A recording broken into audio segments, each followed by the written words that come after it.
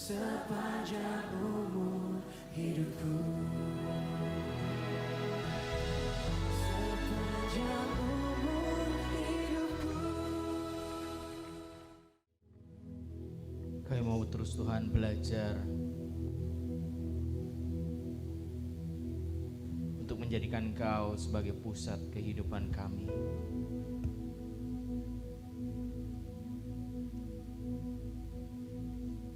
Walaupun seringkali keinginan kami secara manusia, kami ingin yang terlihat, kami ingin yang terasa. Tapi biarlah hari lepas hari iman kami boleh terus bertumbuh, mengandalkan Kau, Allah kuasa, Allah yang mau dan mampu menolong setiap kehidupan kami. Terima kasih Tuhan, terima kasih buat kesempatan yang indah. Bukan hanya kami memuji memuliakan Kau, tapi melalui pujian kami juga boleh banyak diingatkan akan setiap kebaikan-Mu dalam kehidupan kami, kesetiaan-Mu dalam kehidupan kami. Terima kasih Tuhan, terima kasih supaya memberkati kembali untuk setiap para pelayan-pelayan-Mu yang melayani pada pagi hari, pada malam hari ini, baik itu yang di atas mimbar, di depan, di luar, dengan persiapan mereka, dengan pengorbanan mereka. Biar Engkau yang terus pakai di hari-hari depan dalam kehidupan mereka untuk kemuliaan nama-Mu. Dan sebentar kami akan kembali belajar merenungkan akan kebenaran firman-Mu. Kau yang memberikan setiap kami hikmat serta hati yang lembut, sehingga kami boleh menggunakan kesempatan ini untuk kami boleh merenungkan, untuk kami boleh mengintrospeksi diri kami, sehingga kami boleh semakin serupa dan segambar dengan Kau. Terima kasih Tuhan, terima kasih. Kami akan belajar merenungkan firman-Mu di dalam nama Tuhan Yesus Kristus. Kita mau sama-sama katakan amin. Silakan duduk Bapak Ibu Saudara sekalian. Shalom. Selamat sore untuk Bapak Ibu Saudara sekalian juga yang mengikuti secara online. Mohon maaf sebelumnya yang pagi hari yang online sedikit ada masalah gangguan sehingga secara audio tidak keluar. Ya. Biarlah yang sore ini aman lancar gitu ya, sehingga semua boleh mengikuti dengan baik. Nah, malam hari ini kita akan belajar firman Tuhan, di mana firman Tuhan yaitu berjudul Are You a Judas? Ya, apakah kamu Yudas? Saya percaya Bapak Ibu Saudara sekalian tahu siapa itu Yudas. Makanya gak ada orang Kristen, Bapak Ibu yang punya anak ngasih nama anaknya Yudas. Ya, saya gak pernah dengar khususnya di Indonesia orang Kristen nama Yudas. Bahkan di gereja ini juga Ibu Gembala gak pernah ya kasih nama baptis itu Yudas. Ada di sini yang nama baptisnya Yudas? Gak ada ya? Ya mungkin nanti habis malam hari ini ada yang mau nama Yudas. Ternyata dari segi arti itu bukan artinya jelek Bapak Ibu Saudara sekalian. Tapi kita orang Kristen ya kalau dengar Yudas ya pasti image-nya jelek, image-nya buruk tentang Yudas ini. Nah, kita malam hari ini kita akan sama-sama belajar tentang Yudas ini ya. Tentunya kita tahu bahwa Yudas ini merupakan salah seorang dari 12 rasul yang dipilih secara langsung oleh Tuhan Yesus sendiri. Jadi dia bukan murid yang ke-70 dan murid yang selanjutnya Bapak Ibu Saudara sekalian. Dia murid inti. tim inti pelayanan Tuhan Yesus ada di dalam 12 rasul, termasuk dari 12 rasul. Dan sekali lagi, ya, Yudas ini dipilih secara langsung oleh Tuhan Yesus. Nah, sebelum lebih lanjut, kita akan buka Kisah Para Rasul, pasalnya yang pertama, ayatnya yang ke-16 sampai dengan ayatnya yang ke-18. Ya, di situ menggambarkan sebagian tentang Yudas, siapa itu Yudas. Kalau Bapak Ibu Saudara sekalian sudah menemukan, saya undang untuk sekali lagi bangkit berdiri, kita akan baca ayat-ayat tersebut bersama-sama. Kisah Para Rasul pasalnya yang pertama, ayatnya yang ke-16 sampai dengan ayatnya yang ke-18. 1, 2, 3. Hai saudara-saudara, haruslah genap nas kitab suci yang disampaikan Roh Kudus dengan perantaraan Daud tentang Yudas, pemimpin orang-orang yang menangkap Tuhan Yesus itu. Dahulu ia termasuk bilangan kami dan mengambil bagian di dalam pelayanan ini. Yudas ini telah membeli sebidang tanah dengan upah kejahatannya, lalu ia jatuh tertelungkup dan perutnya terbelah, sehingga semua isi perutnya tertumpah keluar. Amin. Silahkan duduk Bapak Ibu Saudara sekalian. Ya, di situ dikatakan bahwa Yudas ini dulunya termasuk bilangan kami. Ya, termasuk dari 12 murid. Ya, dan sama-sama terlibat dalam pelayanan. Ya, ikut dalam pelayanan 3,5 tahunnya Tuhan Yesus di muka bumi ini, Bapak Ibu Saudara sekalian. Ya. Dan tentunya dalam hari-harinya sebagai seorang murid Tuhan Yesus, dia mendengarkan pengajaran dari Tuhan Yesus secara langsung. Ya. Audio visual. Dia juga menyaksikan banyak mujizat yang dilakukan oleh Tuhan Yesus. Dia juga banyak melihat pertobatan-pertobatan yang terjadi Bapak Ibu Saudara sekalian. Ya. Tetapi akhir kehidupannya di sana disampaikan begitu mengerikan. Ya. Perutnya terbelah sehingga semua isi perutnya tertumpah keluar. Itulah sebagian gambaran dari Yudas Bapak Ibu Saudara sekalian. Ya. Nah, kita akan lihat lebih lanjut sehingga kita bisa mengintrospeksi diri kita. Ya, ibadah khususnya firman Tuhan, kesempatan kita untuk kita boleh introspeksi diri kita.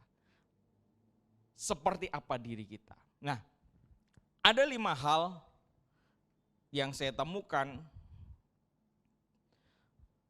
tentang Yudas ini. Yang pertama, Yudas adalah orang yang berdosa. Ya. Saya rasa bukan cuma Yudas. Ya, firman Tuhan bilang di dalam Roma 3 ayat 23 apa?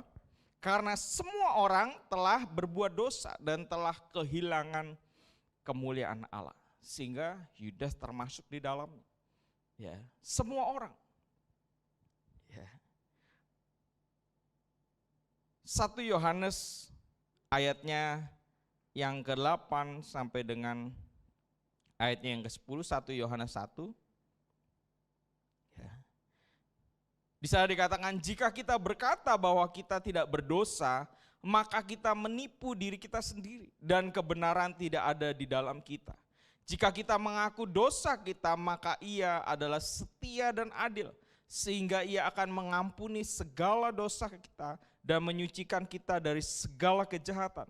Jika kita berkata bahwa kita tidak berbuat dosa, maka kita membuat Dia menjadi pendusta dan firman-Nya tidak ada di dalam kita.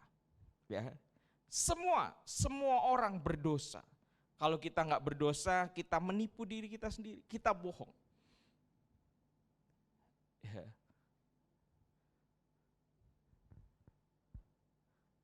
Yudas pun demikian, walaupun dia termasuk dari rasul, dipilih langsung oleh Tuhan Yesus dia hidup sehari-hari bersama dengan Tuhan Yesus.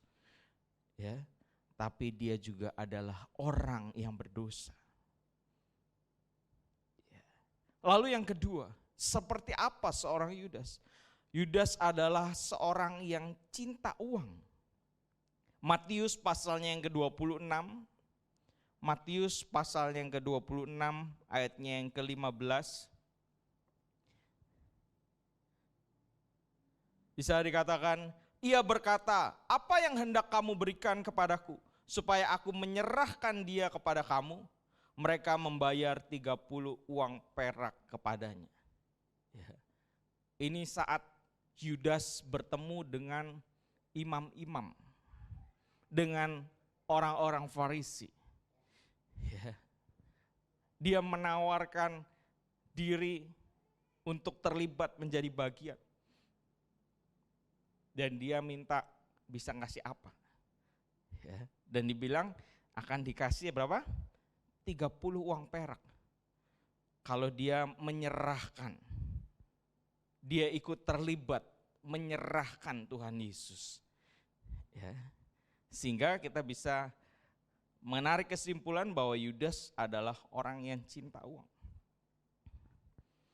Ya. Dan kalau kita dengar orang yang cinta uang, wah kayaknya image-nya buruk. Ya. Di sini ada orang yang cinta uang.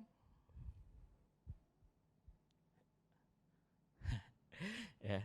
Cinta uang kalau di dalam gereja Kristus, wah kayaknya udah dosa banget deh. Ya, orang yang cinta uang. Ya saya ganti coba. Ya saya ganti sama suka uang. Cinta uang tuh orang yang suka uang, betul? Ya, di sini ada orang yang suka sama uang. Ya, yang aku cuma dikit, cuma 2. Saya balik. Di sini ada orang yang nggak suka sama uang. Boleh angkat tangannya. Ya, ini malah nggak ada sama sekali. Ya. Bapak Ibu Saudara sekalian, ada orang yang suka sama uang.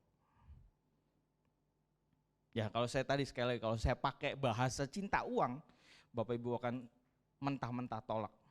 Saya bukan orang yang cinta uang. Karena di dalam gereja itu kayaknya tabu sekali. Orang cinta uang. Ya kita selalu diajarkan di gereja, kita dengar dari masih kecil, dari muda, wah gak boleh cinta uang, gak boleh cinta uang. Ya. Tapi ternyata semua suka sama uang. Benar apa benar? Ya. Coba Bapak Ibu Saudara sekalian jujur. Bapak Ibu Saudara sekalian suka enggak sama uang? Ya. Mungkin yang menjadi perbedaan cuma standar banyaknya uang. Menurut Yudas pada saat itu 30 keping perak itu jumlah yang banyak. Tapi mungkin sebagian dari kita gitu, apa sih 30 keping perak? Apalagi kita enggak hidup di zaman itu. Mungkin menurut kita sebagian 5 juta itu udah cukup besar. Mungkin ada yang standarnya 10 juta. Kalau 10 juta baru besar. Apalagi pandemi. Mungkin ada yang 50, ada yang 100, ada yang 500 juta. Bapak Ibu Saudara sekalian, yang membedakan cuma standar banyaknya uang. Ya, tapi semua suka sama uang. Yang bedanya apalagi kita tidak pernah diperhadapkan pilihan seperti Yudas untuk menjual, untuk menyerahkan Tuhan Yesus. Ya, tapi Yudas pada saat itu diperhadapkan oleh pilihan tersebut. Tapi kalau boleh jujur kembali Bapak Ibu Saudara sekalian, kita sebagai orang-orang yang sama-sama suka uang, kalau kita diperhadapkan oleh sebuah pilihan, ya, contohnya tadi pagi saya aja gitu ya. Kalau saya tiba-tiba dipanggil ya sama seseorang, aduh tolong dong ke sini, keluar kota gitu ya. Saya perlu bantuannya, kamu temenin saya. Nanti saya siapin uang 500 juta buat kamu, buat perjalanan dan sebagainya buat kamu semua. Ya, saya tadi pagi bilang Bapak Ibu, kalau saya jujur nih ya, mungkin juga buat para pelayan Tuhan yang lain, buat jemaat. Saya kalau jujur ya mungkin saya diperhadapkan pada saat itu melayani dengan uang 500 juta di masa pandemi ini gitu ya. Mungkin saya akan pergi ke sana. Mungkin saya akan telepon Van, tolong Van gitu ya. Nanti saya kasih 1%. Lumayan lah Van ya Van. 1%. Ya. Pelayanannya tetap jalan, ibadah tetap jalan kok. 500 juta. Saat pandemi saya nggak ngapa-ngapain. Mungkin juga di dalam hati saya bilang, saya ke sana nolongin orang. Gimana kalau dia sampai mati? Dia bunuh diri. Dan lain sebagainya. Saya buat pikiran-pikiran. Bapak Ibu Saudara sekalian. Ya. Suka sama uang.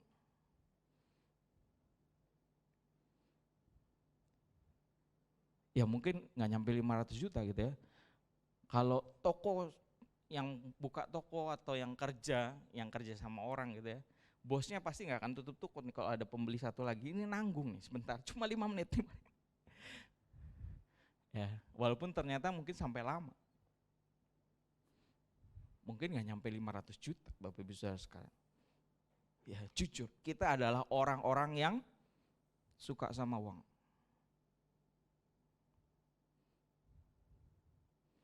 Lalu yang ketiga, seperti apa seorang Yudas? Yudas adalah orang yang salah berasumsi pada waktu itu. Ya, Matius pasal yang ke-27 ayat 3a di sana dikatakan, pada waktu Yudas yang menyerahkan dia melihat bahwa Tuhan Yesus telah dijatuhi hukuman mati, menyesallah ia. Ya. Ini Yudas dia salah berasumsi. Asumsi kalau saya lihat ya mungkin yang ikut ISC angkatan pertama suka mendengar kata ini, asumsi. Ya. Angkatan kedua sudah nggak tahu disampaikan gitu. Tapi yang jelas sih kayaknya berkurang gitu ya. Tapi yang ISC angkatan pertama, wah ini mungkin sekarang sedikit lupa gitu ya. Karena waktu dulu menyantol banget gitu ya. Ya 5 bulan lah ya, apa sampai setahun. Ya, udah cukup lama Bapak Ibu.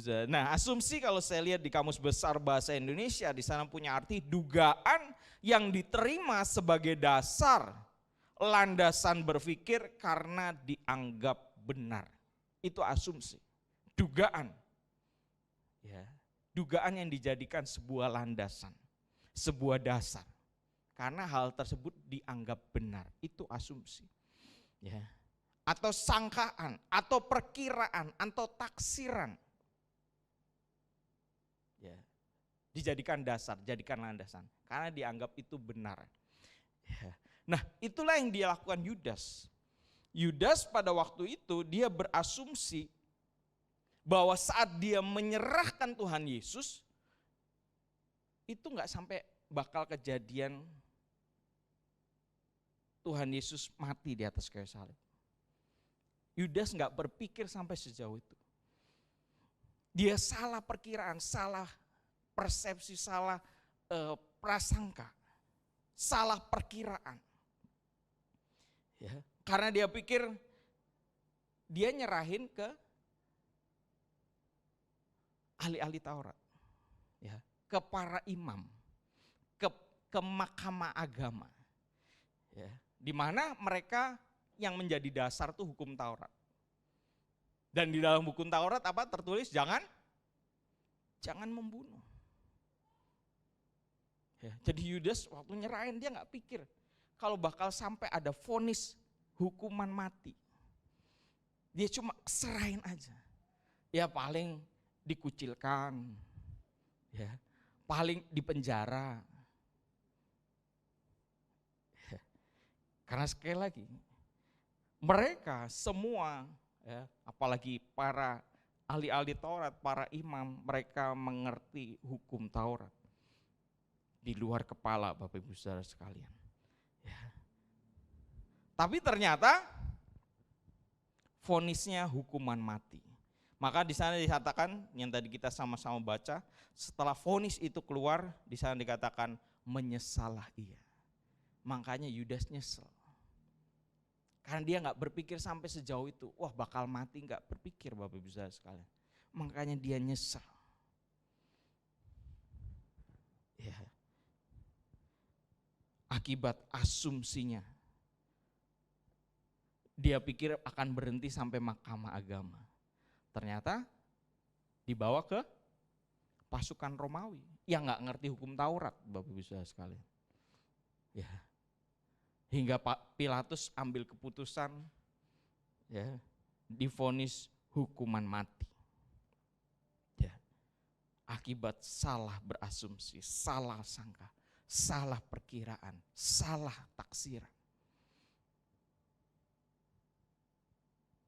Ya. Kita sering mungkin seperti Yudas, kayaknya nggak apa-apa, perkiraan kita nggak apa-apa. Persangkaan kita ya baik-baik, nggak mungkin lah dan lain sebagainya. Ya, jangan sampai kita salah berasumsi. Dan mungkin kita sering demikian. Ya. Sehingga ada yang namanya penyesalan. Lalu yang keempat, Yudas juga adalah orang yang lambat sadar. Ya, di bagian yang ke B, setelah di sana dikatakan menyesallah ia, ayat yang ketiga B, lalu ia mengembalikan uang yang 30 perak itu kepada imam-imam kepala dan tua-tua.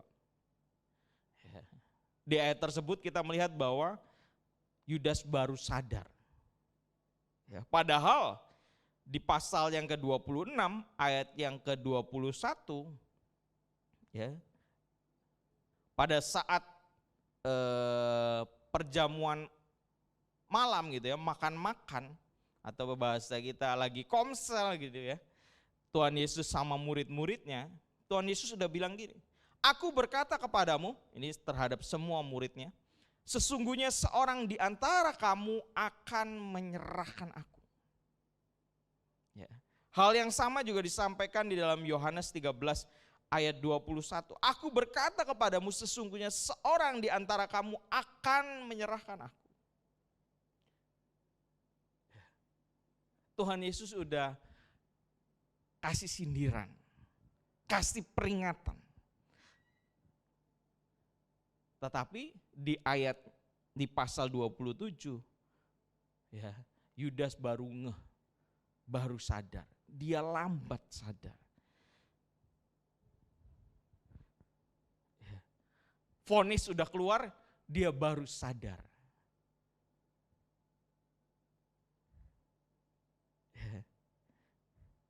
Nah, kita juga sering kali demikian. Sering diingatkan, ditegur. Mungkin bahasa halusnya itu diomongin. Ya, dikhotbahin, disindir. Bahkan yang berkhotbah bukan cuma dikhotbahin, bahkan mengkhotbahkan. Ngasih renungan, ngasih sharing. Tapi kita sering lambat sadar. Ya, bukan cuma dikhotbahin, bahwa mengkhotbahin.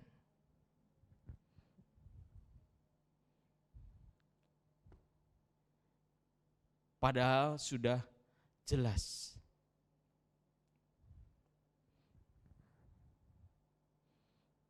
Bahkan gak sedikit pada saat dikhotbahin malah apa? Marah ngambek padahal lagi diingetin. Dikasih tahu. Ya. Gak sedikit yang demikian. Lalu yang kelima, seperti apa seorang Yudas? Ya. Yang kelima, Yudas ini kerasukan. Ya. Yudas kerasukan. Tapi kerasukannya di sini bukan yang terus matanya putih, gerung-gerung, gitu ya. Ada yang jadi harimau, ada yang jadi ular, gitu ya. Ada yang jadi apa lagi Bapak Ibu Saudara sekalian, ya. Kalau di Cirebon nih banyaknya harimau, singa, ya, ular. Kayaknya nggak ada yang monyet, ada yang monyet loncat-loncat. Ya Bapak Ibu bisa. Tapi kerasukan yang terjadi sama Yudas bukan kerasukan yang demikian. Coba kita buka di dalam Yohanes pasal yang ke-13. Ayatnya yang ke-27. Di sana dikatakan, dan sesudah Yudas menerima roti itu ia kerasukan iblis. Maka Tuhan Yesus berkata kepadanya, apa yang hendak kau perbuat? Perbuatlah dengan segera. Ya. Ini kejadiannya Yudas kerasukan tuh di hadapan Tuhan Yesus, Bapak Ibu Saudara sekalian.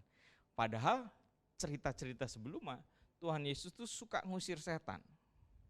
Ya.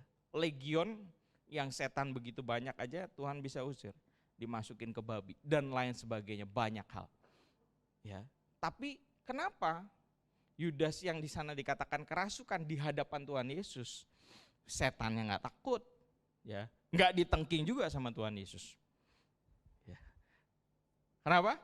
Karena kerasukannya bukan kerasukan yang tadi. Oh, jadi liar, jadi seperti orang gila, ya, jadi seperti binatang dan lain sebagainya. Lukas 22, tadi kalau kejadiannya pada saat sedang komsel tadi ya, sedang makan-makan. Lukas pasal yang ke-22, ayatnya yang ketiga, di sini Yudas ya, di sana dikatakan, masuklah iblis ke dalam Yudas yang bernama Iskariot, seorang dari ke-12 murid itu. Ya. Yang tadi pada saat makan-makan, di dalam Lukas digambarkan, Yudas dirasuk setan itu pada saat dia mau ke imam-imam kepala, para ahli Taurat. Ya. Dirasuk, kerasukan. Ya. Jadi di sini kita bisa melihat bukan kerasukan yang tadi menjadi liar. Kalau jadi liar dia nggak bisa terus jalan ke imam kepala. Ya. Tapi kerasukan di sini adalah kerasukan di mana akhirnya Yudas melakukan tindakan yang tidak sesuai dengan kebenaran. Yang sudah ikut SPK masih ingat? Di SPK, di CG, Champion Gathering, ya, ada 3 gambar. Ya. 3 orang. Ingat? Yang ngajar harus ingat ya. Kalau nggak ingat, ya mungkin nanti kalau berkesempatan ada SPK semua boleh ikut. Ya sepertinya pada lupa gitu ya, karena sudah terlalu lama. Biasanya setahun 2 kali, setahun minimal sekali ya. Di SPK itu ada 3 gambar. Ya. Yang pertama gambarnya hitam. Ya saya nggak tahu urutannya, lupa gitu. Hitam putih, gambar orang gitu ya. Lalu yang kedua putih, bersinar. Yang ketiga ya, jadi hitam putih sama putih bersinar. Ya. Nah kita, posisi kita orang Kristen, orang percaya, kita ada di posisi mana? Hitam putih. Ya, bukan seperti lagu hitam atau putih.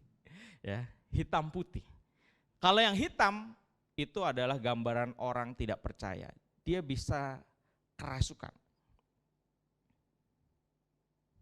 Ya. Ini yang saya percaya dan saya pelajari.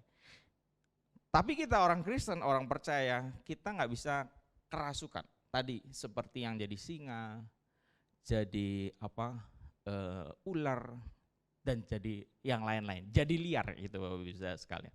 Ya, karena saya percaya firman Tuhan bilang apa? Roh yang ada di dalam diri kita lebih besar. Ya. Tapi kita masih bisa hitam putih. Tapi kita nggak hitam full. Kita juga masih belum putih full, ya, atau terang. Nanti kalau Bapak Ibu sekalian sudah mati, nah baru pakai tubuh kemuliaan kita jadi seperti yang ketiga. terang. Ya, tapi kita hitam putih. Ya, Yudas ini gambarannya demikian, dia hitam putih. Ya, masih bisa dirasuk sehingga menghasilkan tindakan yang tidak sesuai dengan kebenaran. Ya. Ada seorang hamba Tuhan, mantan paranormal, dan saya juga percaya hal demikian gitu ya. Kalau yang ngerasuk kayak gitu masih ecek-ecek setan ya Bapak Ibu Saudara sekalian. Ya, bahasanya belum ada pangkatnya, cuma pengen tampil.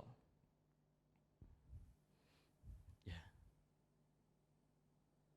Yang lebih bahaya kerasukan yang seperti dialami Yudas, yang menghasilkan tindakan yang tidak sesuai dengan kebenaran.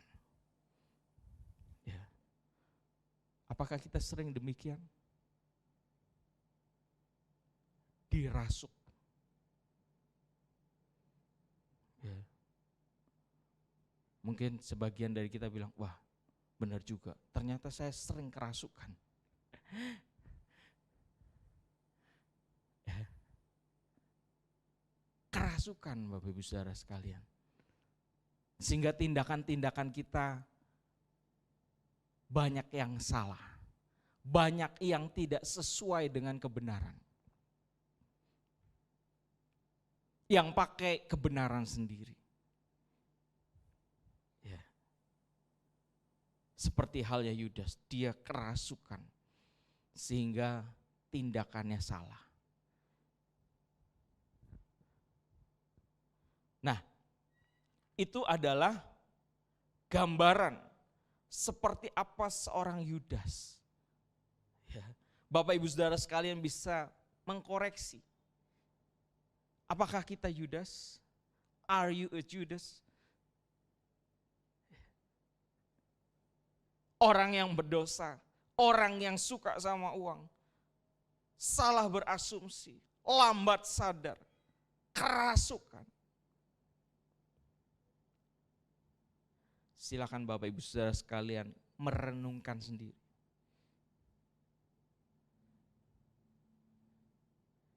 Nah, yang selanjutnya Bapak Ibu Saudara sekalian, perbedaannya antara Yudas dengan kita hari ini, ya, Yudas pada saat itu dia tidak tahu perkataan Tuhan Yesus. Ya. Yang disampaikan sebelum Tuhan Yesus mati di atas kayu salib.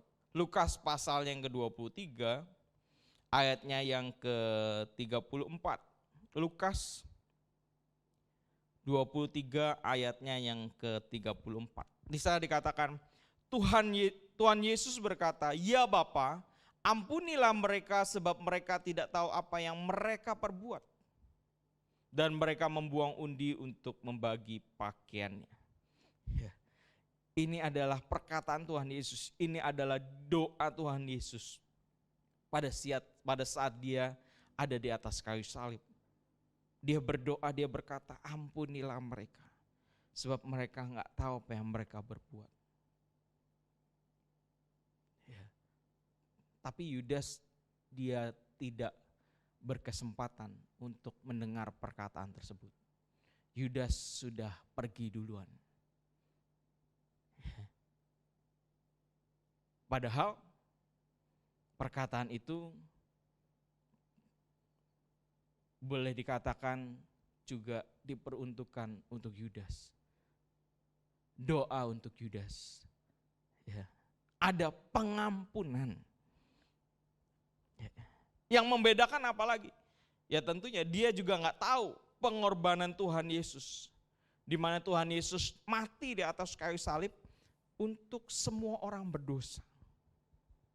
Yudas nggak tahu itu. Bahwa Tuhan Yesus benar-benar mengasihi. Bukan hanya untuk orang Kristen. Ya, pada saat itu belum ada kekristenan. Gak ada kekristenan. Ya. Yang ada Yahudi. Yudaisme. Bapak Ibu Saudara sekalian. Nah, Tuhan Yesus dia mati untuk semua orang yang berdosa. Ya, itulah kasihnya. Dan Yudas nggak tahu akan kasih Allah yang begitu besar. Ya, dan itu merupakan hal yang akhirnya membuat Yudas bunuh diri. Karena dia nggak tahu, dia tuh akan diampuni. Ya, dosanya akan dihapuskan lewat pengorbanan Kristus. Ya. Belum lagi ada tekanan-tekanan dari teman-teman. Ya. Bapak Ibu Saudara sekalian, ya kalau kita lihat kembali di dalam Lukas pasalnya yang ke-22 di ayat yang ketiga, Bapak Ibu Saudara sekalian bisa lihat di situ judul perikopnya apa? Apa? Yudas mengkhianati Tuhan Yesus. Ya. Begitu juga di dalam Matius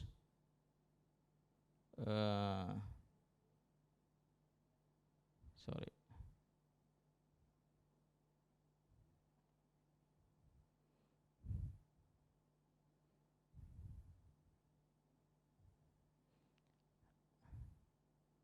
Oh, bukan Matius.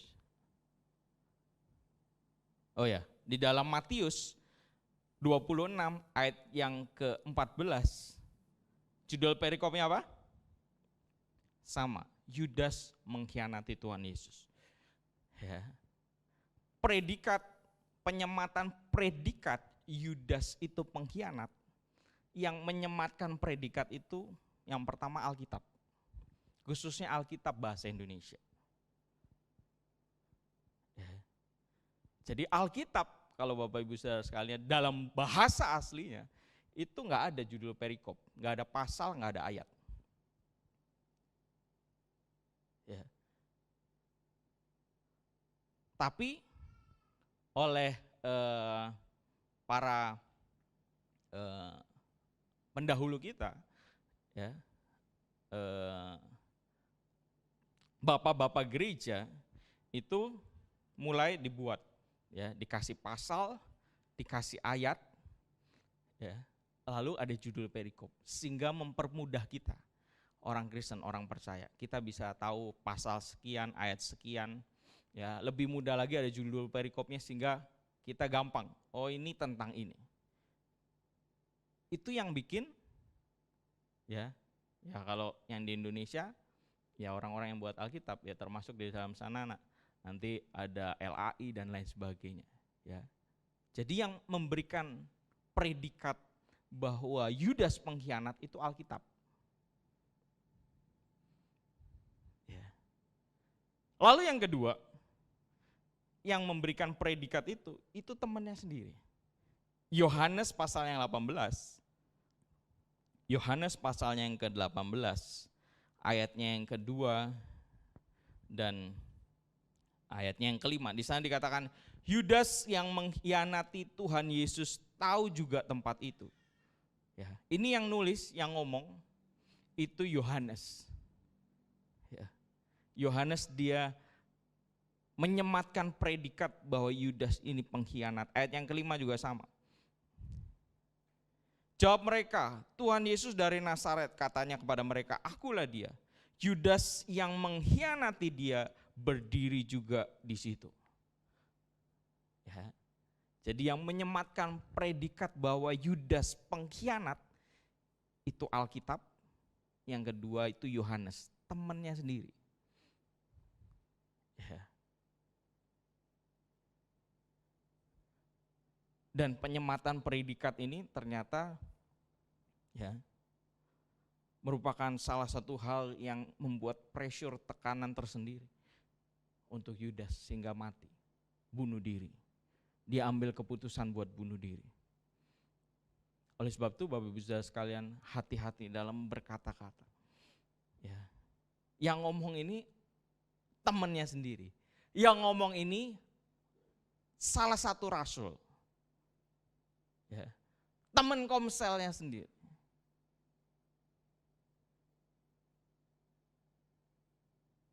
yang membuat akhirnya Yudas salah satu gitu ya, yang membuat akhirnya Yudas bunuh diri. Padahal Tuhan Yesus sendiri, Tuhan Yesus nggak pernah ngomong bahwa Yudas ini pengkhianat. Tuhan Yesus nggak pernah ngomong dalam bentuk sindiran gitu ya, nanti bakal ada yang mengkhianati saya. Tuhan Yesus nggak pernah ngomong gitu. Tuhan Yesus ngomongnya apa tadi kita baca? Nanti bakal ada yang menyerahkan saya. Tuhan Yesus cuma ngomong gitu. Jadi predikat itu sebagai Yudas sebagai pengkhianat yang buat itu Alkitab dan Yohanes. Ya. Tuhan Yesus dia mengasihi semua orang. Apalagi Yudas. Salah satu murid yang dipilih. Ya, dipilih sendiri oleh Tuhan Yesus. Saya percaya waktu Tuhan Yesus milih Yudas, dia nggak asal lihat orang, kayaknya bagus nih, potensi, ya pasti dia sudah berdoa dulu dan lain sebagainya, ya sehingga akhirnya Yudas yang dipilih bisa masuk jadi tim inti. Nggak cuma itu Bapak Ibu Saudara sekalian, Yudas dikasih tanggung jawab lebih, jadi bendahara. Jadi yang bendahara-bendahara, yang pernah jadi bendahara, ya mungkin memperjelas kita seperti Yudas karena sama-sama bendahara. Saya juga bendahara, Bapak, bendahara di API, bendahara di Departemen KKR, di GBT.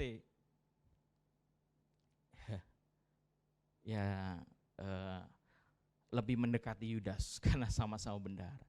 Jadi Yudas ini, ya kalau di dalam struktural bendahara ini termasuk bagian yang utama, vital gitu. Makanya kalau kepanitiaan organisasi selalu ada ketua, wakil ketua, ya wakil ketua kadang ada, kadang enggak ada. Wakil ketua, sekretaris sama bendahara.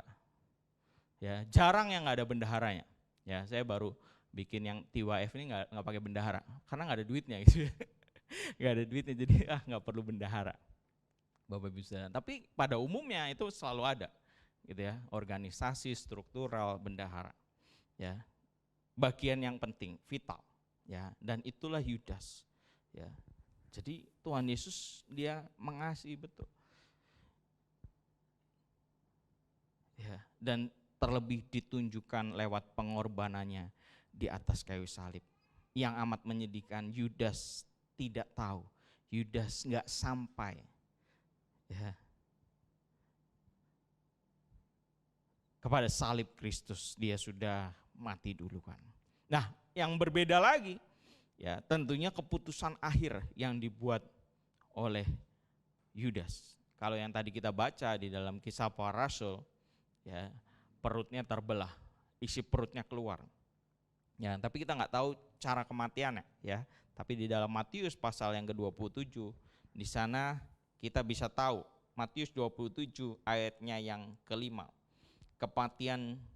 Cara kematian dari Yudas. Ya, di sana dikatakan, maka ia pun melemparkan uang perak itu ke dalam bait suci, lalu pergi dari situ dan menggantung diri.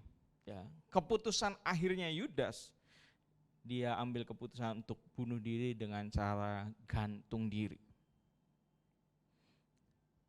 Ya, dia menggantung dirinya, Bapak Ibu Saudara sekalian. Dan inilah yang membuat kalau ada orang yang tanya gitu ya, kalau Yudas itu masuk mana? Masuk neraka atau masuk surga? Ya, saya jawab masuk neraka. Berdasarkan apa? Berdasarkan keputusan akhir dari Yudas. Ya, bukan dari Yudas predikat, Yudas pengkhianat, apalagi yang kita tahu tadi, yang buat Alkitab sama yang ngomong itu Yohanes. Ya. Bukan juga karena dia menyerahkan Tuhan Yesus, tapi karena keputusan akhir Yudas. Sehingga saya bisa menjawab Yudas masuk neraka karena Yudas bunuh diri. Bapak Ibu Saudara sekalian, ya, oleh sebab itu jangan sampai terbesit di pikiran kita, sesulit apapun, ya, tekanan sebesar apapun, jangan ambil keputusan akhir yang seperti Yudas. bunuh diri. Ya. Apalagi kita tahu bahwa Tuhan Yesus mengasihi kita, bahwa Tuhan Yesus sudah mati untuk setiap kita, mati di atas kayu salib. Sebelum dia tahu kita, sebelum dia kenal kita. Bapak Ibu Saudara sekalian, kejahatan kita dan lain sebagainya, dia mau mati untuk setiap kita. Ya, bagaimana dengan kita? Apa yang menjadi keputusan akhir kita? Bapak Gembala pernah bilang, jadikan ibadah momen kebersamaan ini adalah tempat untuk mengambil keputusan. Ya, ibadah, persekutuan, kebaktian itu merupakan kesempatan kita untuk mengambil keputusan. Pertanyaannya, apa yang menjadi keputusan akhir kita? Kita tadi sudah tahu, sudah melihat seperti apa Yudas. Perbedaan dengan kita seperti apa? Ya. Bapak Ibu Saudara sekalian, boleh merenungkan, boleh memikirkan, dan sekali lagi biarlah kesempatan yang ada ini menjadi kesempatan yang baik untuk kita boleh mengambil keputusan. Firman Tuhan pada malam hari ini sampai di sini.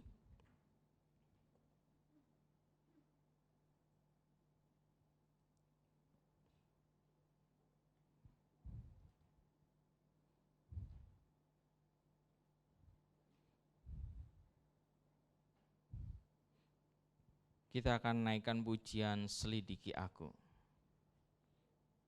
Saya undang untuk Bapak Ibu Saudara sekalian boleh sama-sama bangkit berdiri.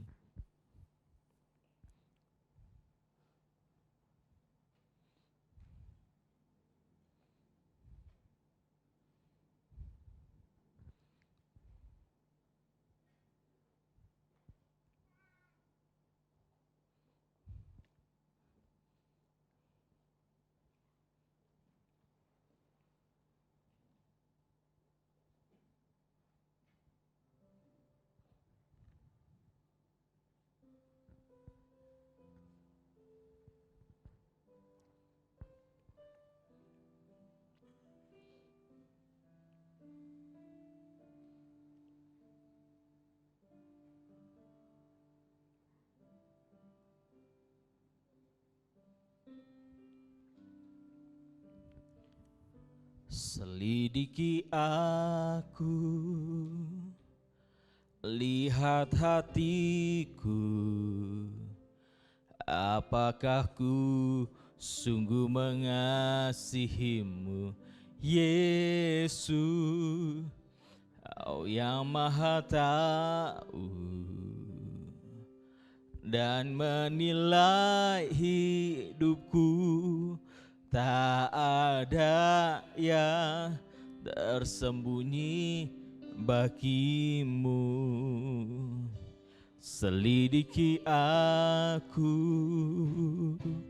lihat hatiku,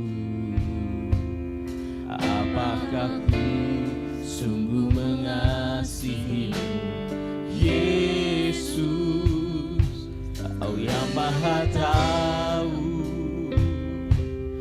dan menilai hidupku. Tak ada yang tersembunyi bagimu.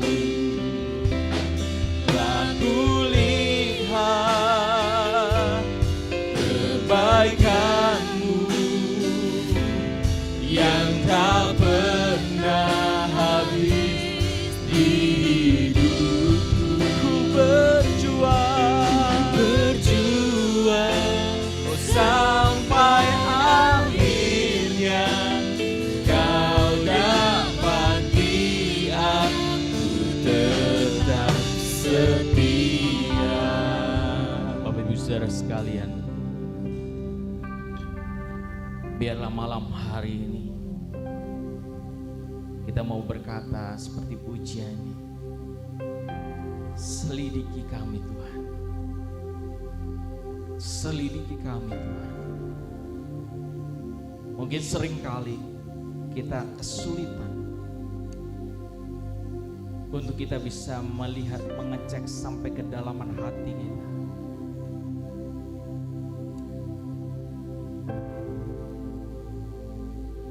Tapi Dia Allah yang dapat melihat sampai kedalaman hati kita. Kita mau berkata, kita mau bilang, selidiki aku Tuhan. Apakah aku sungguh mengasihi Engkau? Apakah aku sungguh mencintai Engkau?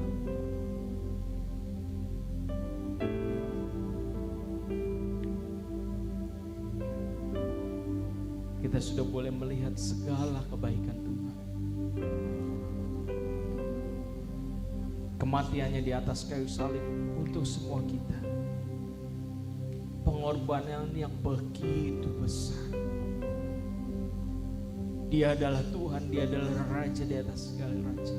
Dia mati terhina, mati tersiksa, mati dengan penuh penderitaan untuk setiap kita. Bahkan sampai hari ini kita boleh berdiri dengan keadaan yang baik. Kita masih bisa melihat orang-orang yang kita kasih.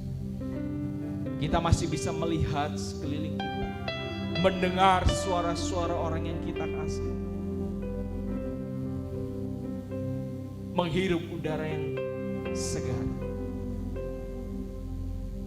Itu semua kebaikan Tuhan untuk kita.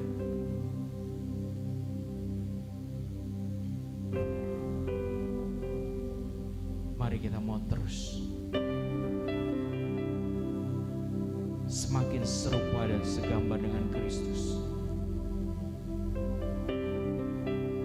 Visi Tuhan dari awal saat Dia menciptakan kita manusia, Dia jadikan serupa dan segambar.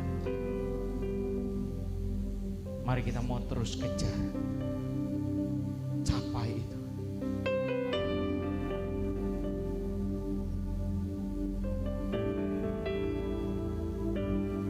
Sehingga kita boleh menjadi pribadi-pribadi yang semakin dewasa. Pribadi-pribadi yang terus dan terus bertumbuh. Kita akan naikkan pujian ini kembali. Kita katakan, selidiki aku. Selidiki aku, lihat hatiku. Apakah ku sungguh mengasihi Yesus, Kau yang Maha Tahu dan menilai hidupku. Tak ada yang tersembunyi bagimu. Dan ku lihat kebaikan-Mu yang tak pernah habis di hidupku. Berjuang sampai akhirnya. Kau dapati aku tetap setia. Dan ku lihat kebaikan-Mu yang tak pernah habis di hidupku.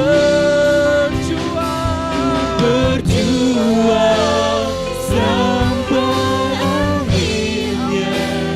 Kau dapati aku tetap setia.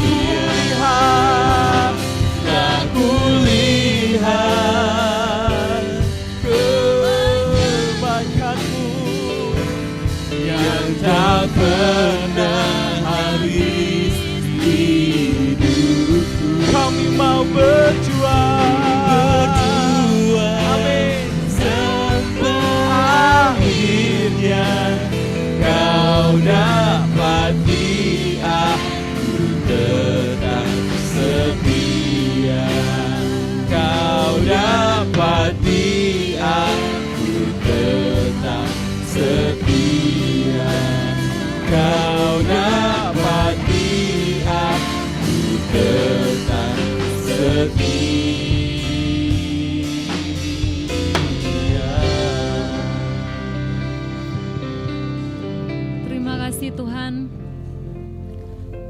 bersyukur Tuhan untuk firman-Mu sore hari ini yang kembali mengingatkan setiap kami dari kehidupan Yudas, di mana ia adalah murid yang dipilih oleh Tuhan, di mana ia adalah pribadi yang selalu bersama dengan Tuhan Yesus, yang selalu melihat mujizat-mujizat yang dilakukan oleh Tuhan Yesus. Tapi kami melihat di mana Yudas bertindak bodoh, ia menjual Tuhan Yesus kepada ahli-ahli Farisi hanya karena uang. Ia memiliki asumsi yang salah, dugaan yang salah. Bahkan kami melihat Yudas terlambat sadar Tuhan. Dan akhir kehidupan yang begitu tragis, ia memilih jalan yang salah, ia memilih untuk bunuh diri Tuhan. Yudas lupa bahwa Tuhan Yesus mati untuk menebus setiap dosa-dosa manusia. Tuhan Yesus, sore hari ini bila kami boleh belajar, mungkin kami rajin ke gereja, kami rajin pelayanan, bila kami boleh menjadi pribadi yang berbeda dari Yudas Tuhan. Kami rindu pribadi kami lebih baik dari Yudas Tuhan. Kami rindu pribadi kami dipulihkan, diubahkan dari hari ke hari. Satu hal yang kami tahu Tuhan, ketika kami menghadapi yang namanya tekanan, kami menghadapi yang namanya pergumulan, jangan biarkan kami mengambil langkah yang salah. Jangan biarkan kami mengambil langkah yang tidak benar, langkah yang tidak sesuai dengan kehendak Tuhan. Ajari kami Tuhan bahwa Engkau ada di setiap permasalahan pergumulan yang kami hadapi. Ajari setiap kami percaya bahwa Engkau sanggup untuk memberikan jalan keluar atas setiap permasalahan dan pergumulan yang kami hadapi. Kami percaya bahwa Engkau tidak pernah meninggalkan kami Tuhan. Ketika kami hidup di dalam kebenaran-Mu, ketika kami terus berpegang kepada Engkau, Engkau tidak akan pernah meninggalkan setiap kami Bapa. Ajari setiap kami juga untuk terus menyadari bahwa pengorbanan-Mu begitu luar biasa kepada setiap kami. Jangan biarkan kami melalaikan kesempatan demi kesempatan yang Tuhan berikan kepada setiap kami. Ajari kami untuk mempergunakan kesempatan itu dengan baik Tuhan, sehingga di akhir hidup kami Tuhan, kami boleh mengakhirinya dengan baik di dalam Engkau. Terima kasih Bapa, terima kasih, berkati hamba-Mu Konyo yang sudah menyampaikan firman-Mu pada malam hari ini. Biarlah penyertaan, perlindungan Tuhan boleh terus nyata di dalam kehidupan Onyo. Apa yang diperlukan di dalam keluarganya Tuhan, kami tahu bahwa Engkau akan menjawab dan mengabulkan semuanya itu. Terima kasih Bapa, terima kasih pada sore hari ini juga Tuhan. Kami rindu untuk memberi persembahan. Mari Tuhan Engkau suci kuduskan setiap persembahan yang kami beri pada sore hari ini. Biarlah boleh berguna untuk pelebaran kerajaan-Mu di tempat ini. Berkati setiap tangan-tangan yang memberi maupun yang belum sempat memberi. Biarlah di kesempatan yang akan datang kami semua boleh sama-sama memberi yang terbaik untuk Tuhan. Terima kasih Bapa, terima kasih. Ini doa dan syukur kami di dalam nama Tuhan Yesus Kristus kami berdoa. Haleluya.